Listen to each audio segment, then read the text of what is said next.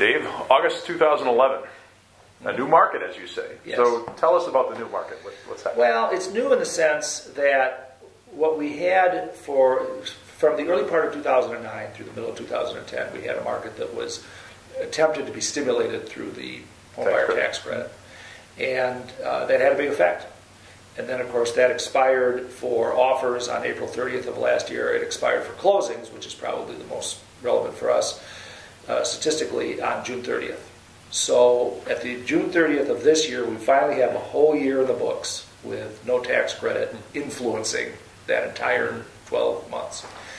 And what it ended up being was the period since this entire episode began when there were the fewest transactions that we've seen going all the way back probably to the 1990s. I mean, it was a very slow period. But you can't read too much into that because the tax credit clearly moved transactions up. In fact, think about it this way. In 2009, for the entire year, there were about 5,500 transactions, and that was a tax credit year. In 2010, there were just under 5,000, about 4,900. For the 12 months ended June 30th, right in the middle of last year, there were 6,100. For the 12 months ended this last year, there were 4,100. So you had a 32% drop over 12 months from June to June. That's a big drop, and it's entirely a function of that up-down of the tax credit. So we have that behind us now. And so now we have to look at that and say, okay, so where are we going now that we've gotten that out of the way? Right. And it's encouraging, I'll tell you. Offer to purchase activity since really Easter has been noticeably better. May was up 80%, 70-80% for offers over last year, which is huge. Right.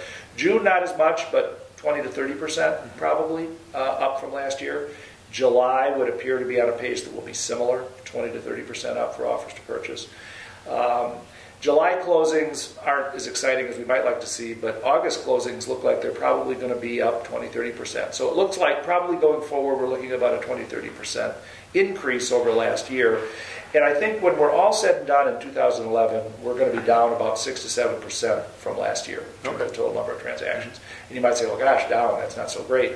Really, that's not so bad because we started out the year, because of the tax credit effect, probably 25% in the hole.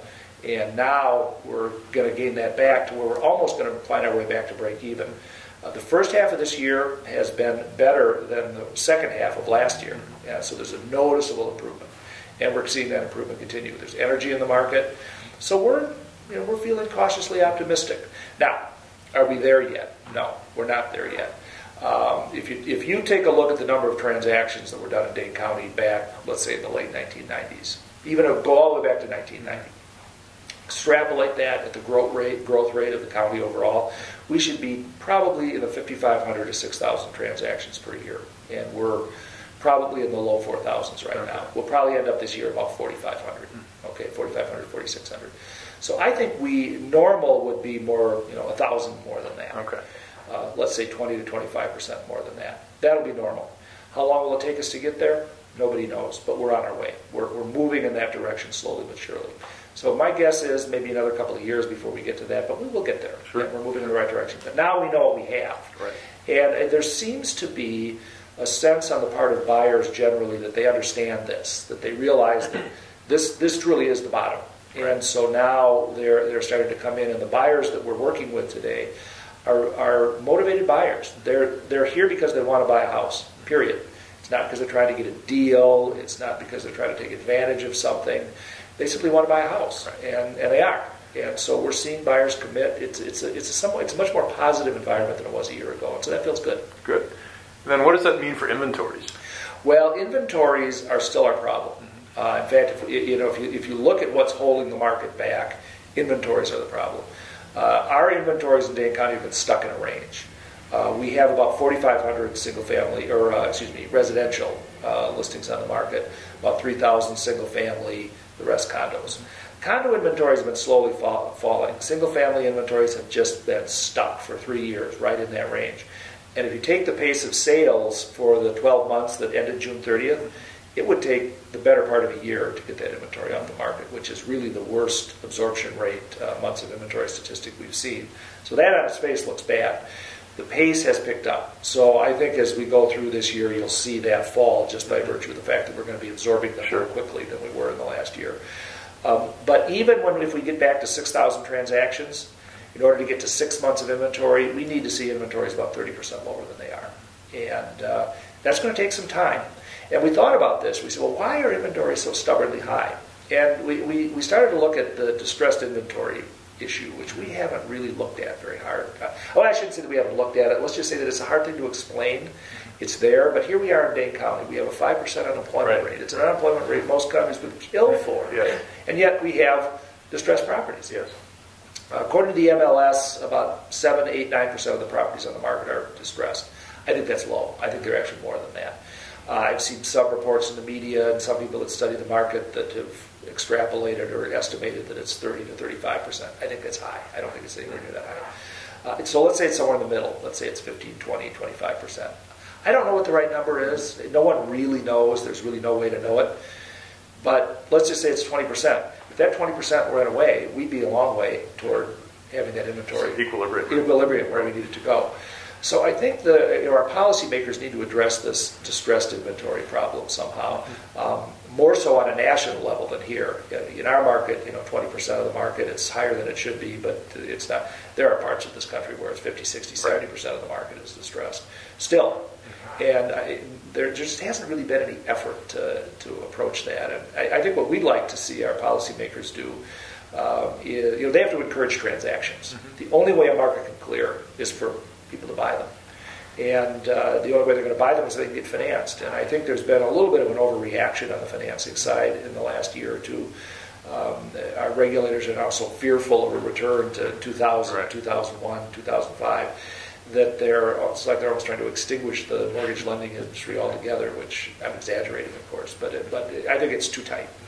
So I think if we can avoid that overreaction and just get back to normal, fundamental underwriting principles, and perhaps encourage investors to come in and buy some of these distressed properties. They're good buys for investors. They can rent them back to people who perhaps would prefer to rent than own anyway. I think a lot of problems could be solved, and we're seeing some evidence that that's starting to happen. So hopefully, there's a lot of conversation at the Capitol, of course, in Washington, trying to encourage our leaders to take maybe a more enlightened view of what they're trying to do with the regulation and not just avoid all problems for all time, but rather try to create a fundamentally healthy market. And I think that can be done if they approach it properly. So, given the new market, given the inventory situation, what does that mean for buyers today? Well, buyers, it continues to be a Goldilocks environment. I mean, it's just a great buying opportunity.